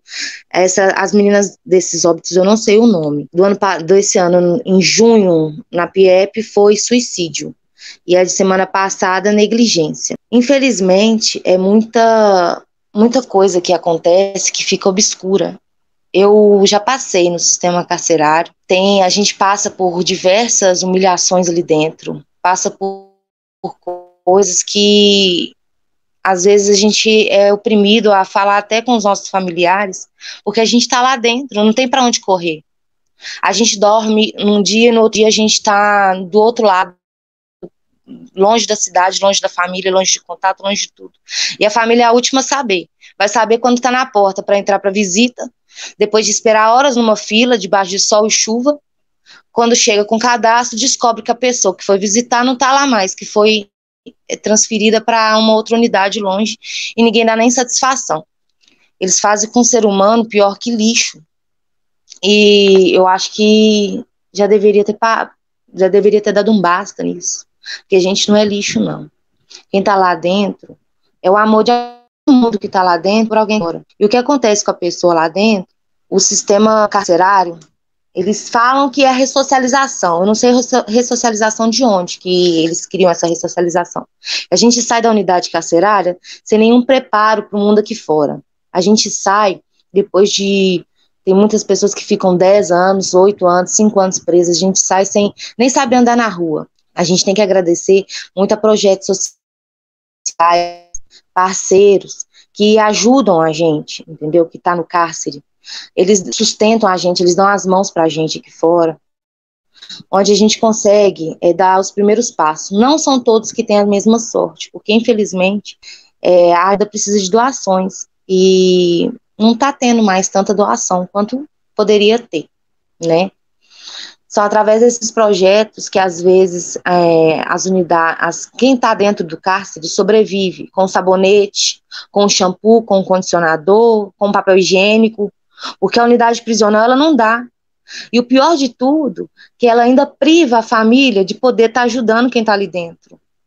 Muitas famílias podem ter condições de estar ajudando quem está lá, e é privada pelo sistema opressor que existe no Brasil hoje em dia. Isso tem que acabar. Isso está demais já. Até quando que vai continuar acontecendo tanto de irregularidade? Até quando muitas vozes terão que se calar? Até quando a gente vai ter que ser obrigado a aceitar o erro? Porque por muito menos, por poucos outros erros, muitas pessoas são humilhadas. E quem erra com todo mundo que está lá dentro? Por que eles não são punidos? A gente junta, a gente unida, a gente consegue vencer muita coisa, muito obstáculo que a gente tem pela frente, e uma hora isso vai acabar assim, vai chegar ao fim. A gente não pode calar. A gente tem que dar o nosso grito e a gente vai conseguir vencer tudo que a gente tem em mente. Ei, gente, boa tarde. Meu nome é Vitória. Eu sou também articuladora, né, da Agenda Nacional e na Frente pelo Desencarceramento de Minas Gerais. Estou mais na parte de comunicação, estou aqui coordenando a live. E venho falar um pouquinho sobre a situação do socioeducativo em Minas Gerais, né? Porque nós somos uma agenda pelo desencarceramento, e uma realidade que a gente tem hoje, né, muito forte, tanto no Brasil quanto no Estado, é o encarceramento dos nossos jovens cada vez mais cedo, né? Hoje, o sistema socioeducativo tem as unidades de internação, né, por todo o Estado, cada vez mais superlotadas, cada vez mais com denúncias de tortura, outros tipos de abuso também são denunciados dentro desses espaços, que inclusive já foram denunciados na Corte Interamericana de Direitos Humanos, enfim, denúncias bem sérias da situação desses locais.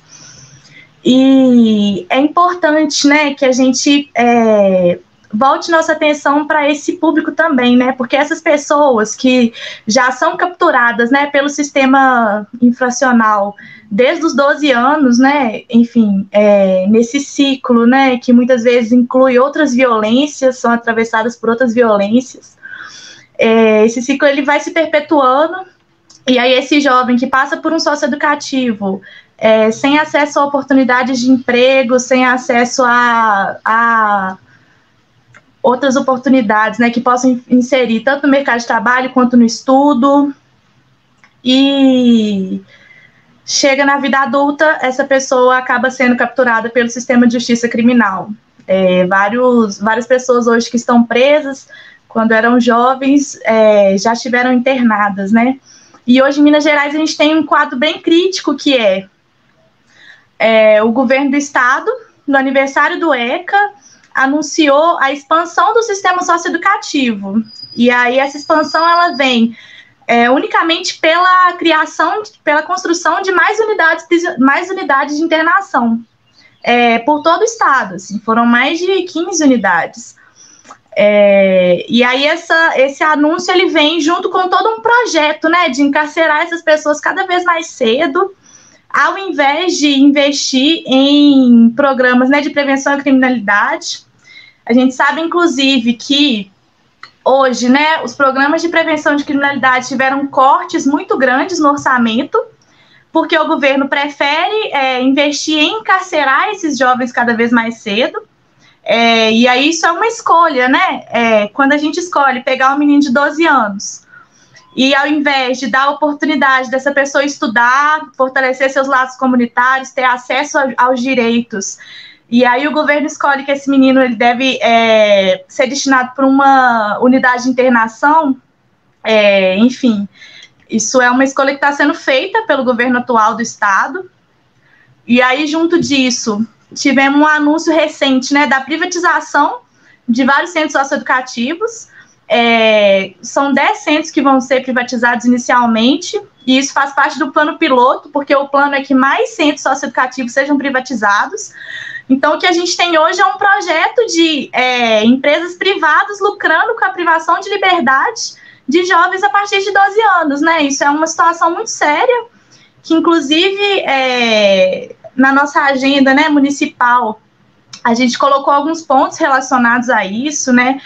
O posicionamento do município, dos vereadores, das prefeituras, enfim, deve ser firme na criação de programas comunitários para essa juventude, principalmente para a juventude de periferia, principalmente para a juventude preta de periferia, né, que são os alvos privilegiados, tanto do sistema infracional quanto do sistema criminal. Essas são as pessoas que são encarceradas desde muito jovens, e isso deve fazer parte dessas propostas. E aí, eu até fixei aqui, né, aqui embaixo, vários candidatos estão comentando, né, que apoia a causa, desencarcera, enfim. E aí é importante, né, que para além dessa manifestação de apoio durante a live, eles entrem nesse link aqui embaixo, desencarceramento.org, que é a agenda municipal de Minas Gerais, dos municípios.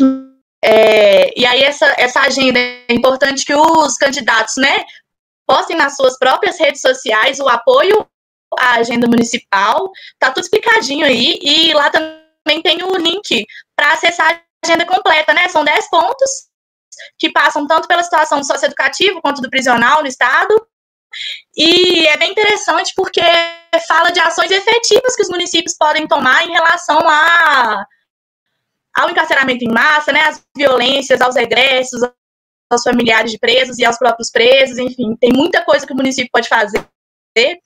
E temos que parar de jogar para as outras esferas, né? Quando a gente poderia estar fazendo na esfera municipal. Eu sou Miriam Stefânia dos Santos, faço parte da Associação de Amigos e Familiares de Pessoas em Privação de Liberdade, sou articuladora da Frente Estadual pelo Desencarceramento de Minas e faço parte da Assessoria Popular Maria Filipa. Vou falar um pouco das unidades, né, público-privadas, de parceria público-privada, as PPPs. Muita gente fala o do diferencial do tratamento que é dado tanto ao familiar quanto ao preso. Só que o que acontece nas PPPs não é nada demais, porque o que acontece lá, referente ao tratamento, né, que tem saúde, tem escola, tem trabalho, apesar de não ter nem escola e nem trabalho para todos, é o que deveria estar acontecendo no sistema comum, porque está na lei. É direito do preso ter saúde, ter educação e ter trabalho. Assim como a Cássia falou que chegou até nós, que lá na PPP também não serve, a comida não é feita lá, né? O que levou a outros presos que trabalhavam lá também a ficarem desempregados, porque os presos lá trabalhavam na cozinha. Se a cozinha fechou, esses presos estão ociosos, sem fazer nada, né, porque já não estava tendo trabalho direito para todos. A pessoa fala assim, mas eu fiquei sabendo que na PPP o familiar não fica na chuva, não fica no sol. Será que isso é verdade? Realmente é verdade. Eu visitei lá na PPP e tem mesmo o salão que chama Salão Família, que deveria ter em todas as unidades e que não tem. E algumas unidades que tem o dito Salão Família, ele não funciona como da forma que deveria ser, né? Porque tem alguns que chove lá dentro, e entre outras várias coisas. Na PPP, você fica nesse salão, ele tem banheiro, ele tem bebedouro para você tomar sua água, um banheiro para você usar.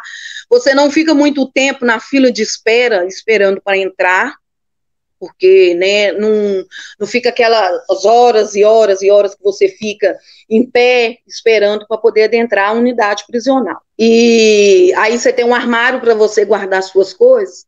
Só que isso impacta muita gente porque as pessoas não estão acostumadas com esse tipo de tratamento.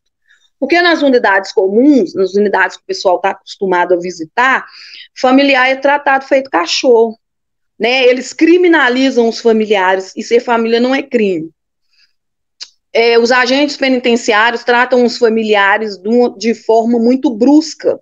Alguns que até tratam os familiares melhores são muito criticados pelos seus colegas de trabalho. Então, esse é o impacto que causa nas pessoas. Nossa, mas então a PPP é boa. Não, a PPP não é boa. Unidade prisional nenhuma é boa. A PPP ela é menos ruim, né? Agora, referente à comida, já não é mais, porque se é a mesma empresa que está fornecendo a comida para as outras unidades prisionais, e essa comida está chegando lá azeda, imprópria para consumo, então na PPP também ela está chegando. Não precisaria privatizar o sistema para que os presos fossem tratados com dignidade e os familiares com dignidade e respeito. Isso que tem na PPP teria que ter também no sistema comum. Não precisaria privatizar, porque preso não é mercadoria. Tinha que ter em todas as unidades prisionais. Porque se na PPP pode ter esse tratamento, por que não em todas? Né? Quando o meu menino foi para a PPP, eu estava doente, eu tenho um problema na coluna, de conhecimento de várias pessoas, e eu sofri, quando ele foi para lá, foi um momento de alívio para mim, que visitava ele, e para minha cunhada também, que eu até falo que ela é minha nora, porque era meu irmão que estava preso, mas eu tenho ele como um filho. O que acontecia? Ele estava na unidade prisional de Bicas 2, e lá, nas visitas de sábado, eu não precisava dormir na fila. Eu poderia ir no outro dia cedo, porque de conhecimento do pessoal que visita, que as visitas de sábado, elas vão menos visitantes, menos familiares, porque a maioria do pessoal trabalha dia de sábado, e então não vão em visita. Mas as visitas do dia de domingo, elas são muito lotadas, são muito cheias, porque é de conhecimento de todo a superlotação do sistema prisional. Na visita de domingo, eu precisava ir para lá um dia anterior, que eu tinha que ir no sábado, e eu dormia no chão. Forrava uma coberta, e ali eu deitava e cobria com outra coberta, para poder entrar ou na primeira leva de 10 familiares, né, que chamavam de 10 em 10, ou na segunda. Porque se eu não fizesse isso, e eu chegasse lá no domingo de manhã, eu ia sofrer muito mais do que eu ter que dormir no chão, porque eu ia ter que ficar muito tempo em pé, né? E eu com problema na coluna, isso para mim é uma dificuldade, porque eu não aguento ficar muito tempo em pé e nem muito tempo sentada. Se eu não dormisse lá, eu ia entrar igual eu já cheguei a entrar. 1h da tarde, 2h da tarde, e a visita acabava às 16. Então, quando ele foi lá para a PPP, eu já tinha um conhecimento, porque tinha uma moça que também visitava no Bicas 2, e ela contava que ela visitava o namorado e o filho dela tinha ido para a PPP. Ela visitava ele lá, e ela contava como era o tratamento lá. Então, assim, o que leva a gente a pensar, é uma parceria privada, mas nessa gestão mesmo, é o Estado que está mandando, porque se for o Estado que tirou a comida de lá, para poder ser essa empresa aí que todo mundo reclama, mas mesmo assim ela venceu a licitação, não se sabe como nem o porquê.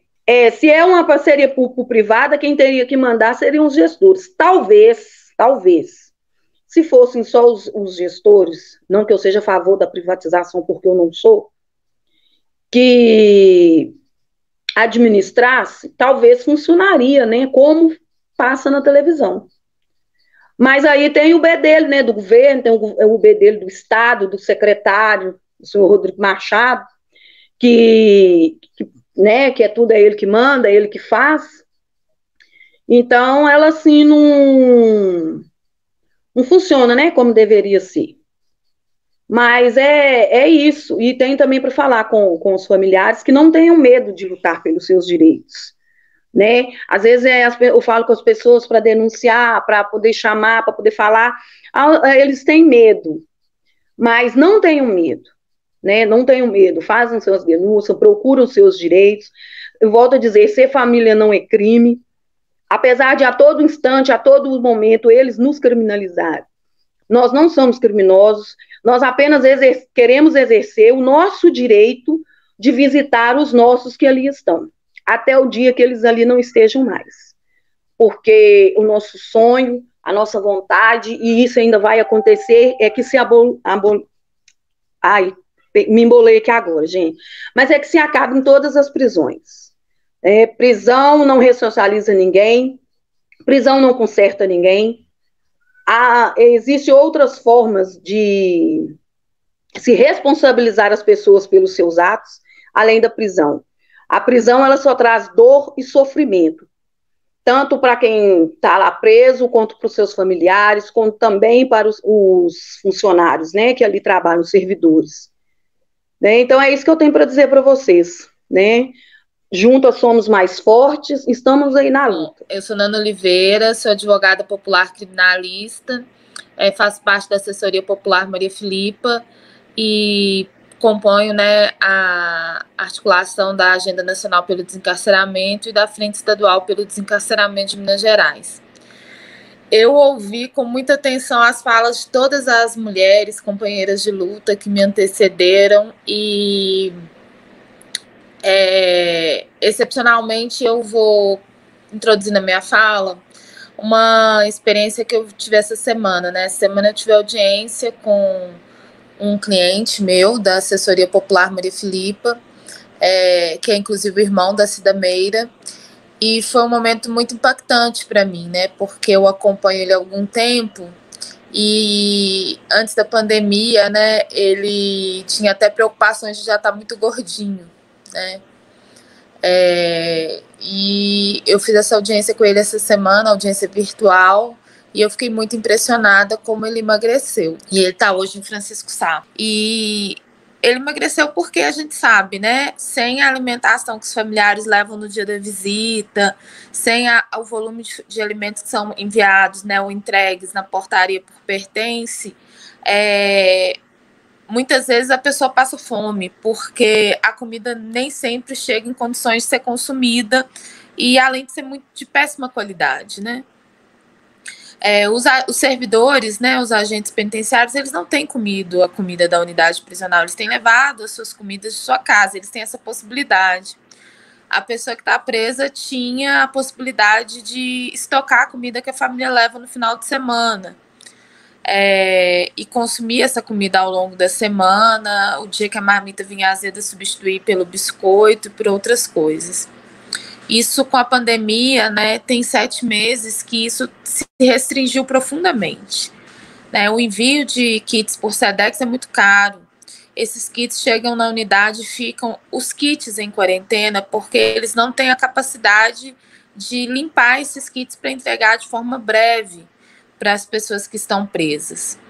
A Estefânia, que me antecedeu, que também faz parte da assessoria popular Maria Filipa, o relato dela é muito importante porque ela mostra que não tem a ver com questões financeiras, não tem a ver com questões materiais, o tratamento que o familiar e o preso recebe dentro da unidade prisional. Tem a ver com uma concepção de gestão pública que enxerga a pessoa que cometeu o crime, que está em cumprimento de sua pena ou presa provisória, e seu familiar como seres não merecedores de respeito e seres que não merecem também nenhum tipo de direito. E isso vai ser sempre legitimado por discursos, né, de pessoas, principalmente jornalistas, outras vezes, né, pessoas que já estão há algum tempo na política, e um exemplo bem notório a criatura que hoje é o presidente da República desse país, que diz que bandido bom é bandido morto, que diz que sempre vai tentar justificar suas ações violentas, dizendo que o outro foi violento primeiro. É tipo criança brigando, ele me bateu primeiro, então eu posso bater também, né? Sendo que a maior parte das pessoas que estão no sistema prisional não estão ali por nenhum crime de violência contra a pessoa, né? Não mataram ninguém, não estupraram ninguém, porque isso também vai ser muito usado como legitimador da violência que é praticada contra quem está em cumprimento de pena ou preso provisório e contra os seus familiares. O discurso do perigoso, né, do cara que é perigoso, que precisa ser contido, porque ele é muito perigoso, como aconteceu recente com o rapaz que conseguiu ser solto na revisão de 90 dias da prisão provisória, né, teve advogado para correr atrás disso, questionando o próprio instituto da revisão da prisão provisória a cada 90 dias por causa de uma pessoa. Mais da metade da população carcerária do Brasil é preso provisório. E não está todo mundo tendo revisão a cada 90 dias, e menos ainda soltura automática. Só que a gente transforma exceção em regra com frequência quando se trata dessa política do medo, né? Eu preciso conter aquilo que eu acredito que possa vir a me causar algum dano, né? E onde o que eu me preocupo em proteger não é nem a minha vida, nem a vida do outro, está todo mundo muito mais ocupado de proteger patrimônio e do que de proteger a vida de qualquer pessoa, né? E basta ler um pouco sobre os tipos penais para saber disso. Eu estou dizendo tudo isso porque existe uma estrutura prevista na Lei de Execução Penal, que é o Conselho da Comunidade, que é um órgão de fiscalização do sistema prisional ligado ao juiz da execução da comarca. Deveria o juiz da execução da comarca, por exemplo, Belo Horizonte, Ribeirão das Neves, Igarapé, Betim, deveria criar esse conselho da comunidade. A lei prevê quem pode ser nomeado para esse conselho, e na ausência de interesse dessas indicações previstas em lei, outras pessoas podem ser indicadas, ou porque se apresentaram interessadas e o juiz achou relevante, ou o juiz indicar. Qual é o problema disso? Existe uma confusão entre o papel do Conselho Penitenciário. O Conselho Penitenciário não é entidade de assistência, não é para fazer roda de conversa, oficina, nem culto, nem missa dentro de cadeia. A tarefa do Conselho da Comunidade é fiscalizar as condições do sistema prisional para que não haja excesso ou desvio na execução. O problema é que quando você tem um Conselho da Comunidade atuante que faz o seu trabalho, você cria trabalho para outros órgãos da execução penal que não estão a fim de trabalhar, como o juiz da execução, o Ministério Público, a Defensoria Pública, né? Você cria demanda para o próprio sistema, para o próprio Poder Executivo, seja Secretaria de Administração Prisional ou DEPEN, como é em Minas agora. E por isso os conselhos da comunidade vêm sendo sistematicamente desarticulados, ocupados por pessoas que não têm nenhum compromisso com o enfrentamento e o combate à tortura, penas ou tratamentos cruéis ou degradantes, na verdade nem sabem o que isso significa. A presença do Conselho, eu fui presidente do Conselho da Comunidade de Belo Horizonte, e a presença constante do Conselho da Comunidade nos espaços de privação de liberdade, fiscalizando com toda a precariedade que nós tínhamos, né, porque nós éramos apenas 6 conselheiros, com toda a precariedade que nós tínhamos, reduzia e combatia práticas violentas e de tortura, que vão desde o tratamento dos familiares, a entrega dos pertences, até o tratamento diretamente com quem está ali privado de liberdade ainda. Só que isso gerou trabalho, né? Gerou trabalho e gerou desconforto, né? Em algumas pessoas que estão acostumadas a fazer de conta que se preocupam com a tortura e seu enfrentamento, fazendo ali sempre o que é necessário para aparentar que se preocupam, e sendo que, na verdade, não se importam. Na verdade, acham que até está tudo bem, mas não tem coragem de falar isso, né? Porque se dizem cristãos e pegaria meio mal, né, dizer isso. E se dizem pessoas instruídas, ilustradas, né, civilizadas, e então determinadas afirmações não cabem, porque mancharia essa imagem polida dessas pessoas. Então, uma das pautas dessa agenda municipal de enfrentamento ao encarceramento é o fomento, o fortalecimento dos conselhos da comunidade na execução penal. Sabendo que, apesar do município, né, não legislar sobre o sistema penitenciário, o município tem responsabilidade com seus munícipes e com aqueles que se encontram nesse município, sejam eleitores ou não. Então, a população prisional, ela faz parte, como disse Dona Tereza, do município, ela é munícipe e ela merece um tratamento adequado. E Belo Horizonte é uma cidade que tem uma responsabilidade ainda maior em relação a essa questão. Então, os candidatos e candidatas a vereadores de Belo Horizonte têm uma responsabilidade ainda maior, porque a maioria das pessoas que estão ao redor, na metropolitana, presas, são de Belo Horizonte. E precisam ser acompanhadas pelo município de Belo Horizonte. Suas famílias precisam ser acompanhadas pelo município de Belo Horizonte. E é importante e essencial para nós que os candidatos assumam um compromisso público com a nossa pauta. Não vale esconder embaixo do travesseiro.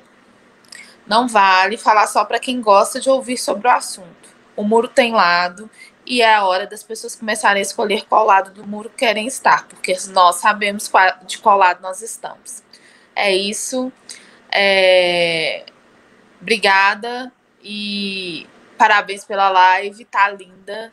Ela mostra, ao contrário do que parece, o quanto nós avançamos em nossa luta, porque nós conseguimos alcançar o estado inteiro. Isso é muito, muito forte. Parabéns a todas as mulheres. Meu nome é Silvana, né? Meu esposo encontra recluso na penitenciária de Formiga, né?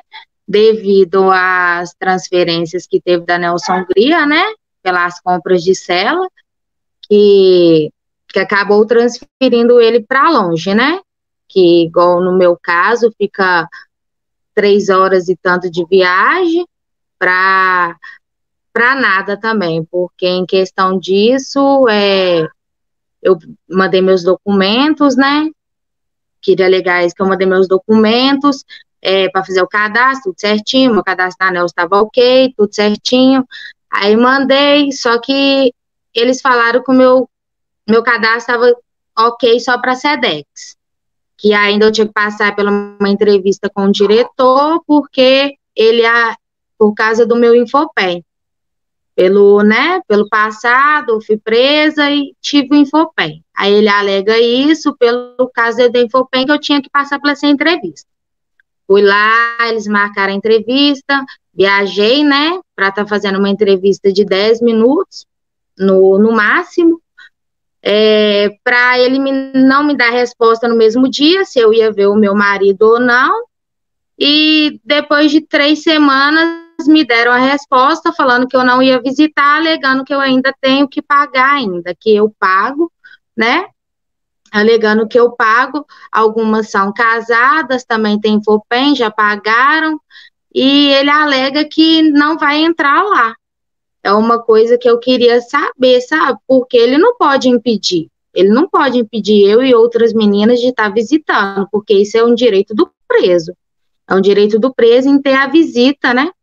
E, assim, eu fico muito indignada com isso, porque eu não sei quanto tempo meu marido vai ficar ali e vai ficar sem visita, entendeu? O meu maior medo é esse, né? Porque lá é um horror, lá é um verdadeiro inferno. Em questão de cartas, demora de 3 a 2 meses para estar chegando na mão da gente. Isso é quando chega, porque tem algumas meninas que ainda nem receberam. Em questão da videochamada, algumas que têm Infopem, nem isso, né? Nem essa videochamada vai poder ter. E em questão da água, que a água é ligada a 9 minutos por dia, depois da manifestação que a gente fizemos lá, eles liberaram agora um galão de 20 litros, mas mesmo assim, o meu esposo teve uma chamada com a advogada e falou que é para me mandar o saco, porque para armazenar água, né, dentro do saco plástico, porque não dá, porque são 6 presos dentro de uma cela, E em questão do kit, o kit lá é muito pouco, é 2 pacotes de biscoito, 2 sucos, por 15 dias, entendeu? Meu marido tá muito magro, tá, sabe? Tá só Deus para ter misericórdia.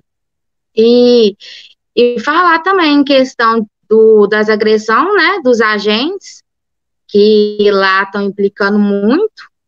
Tem até um Gustavo Arantes, que é o que implica muito com ele, bate nele direto. Foram fazer um procedimento lá na cela, um rapaz, né, não conseguiu fazer o procedimento porque era deficiente. Eles tiraram a televisão deles, ainda bateram muito neles por causa disso. Aí depois a gente comprou outra televisão, porque lá a televisão a gente tem que doar. A televisão a gente compra e doa para o presídio, não é deles. E em questão disso aí, do absurdo que está tendo, essa questão do diretor tá barrando as visitas, né? Porque quem tem FOPEM, eu acho super errado, porque ele está querendo mandar, né, no presídio. E eu gostaria de estar questionando isso aí, também, em questão dessa relação do Infopem, porque ele não está deixando entrar. E em questão disso tudo. Sou Michele, articuladora da Frente dos Encarceramentos de Teoflotone. Primeiramente, quero agradecer ao Desencarcero pela oportunidade de estar relatando as torturas que estão acontecendo lá, que já faz muito tempo, né, que está acontecendo tanta coisa. Os presos lá, eles simplesmente vivem aprisionados dentro da cela a maioria do tempo. O racionamento de água lá é um absurdo, porque são 5 minutos para 27 presos que estão dentro da cela, a comida que chega atrasada, quando eles vão comer já está azeda, o atendimento médico lá é péssimo, né? Fora que todos os presos de lá pegaram Covid-19, e a demora no atendimento, na medicação, assim, acontecem muitas coisas lá que a maioria das famílias não procuram pelos direitos, né? A gente fez até uma manifestação um tempo para trás que refletiu, pouca coisa, mas refletiu. Então, eu acho que as famílias têm que se juntar, né? Porque juntos somos mais fortes. Então, o que acontece? Relatar também sobre as visitas, que eles demoram demais a marcação para visita virtual.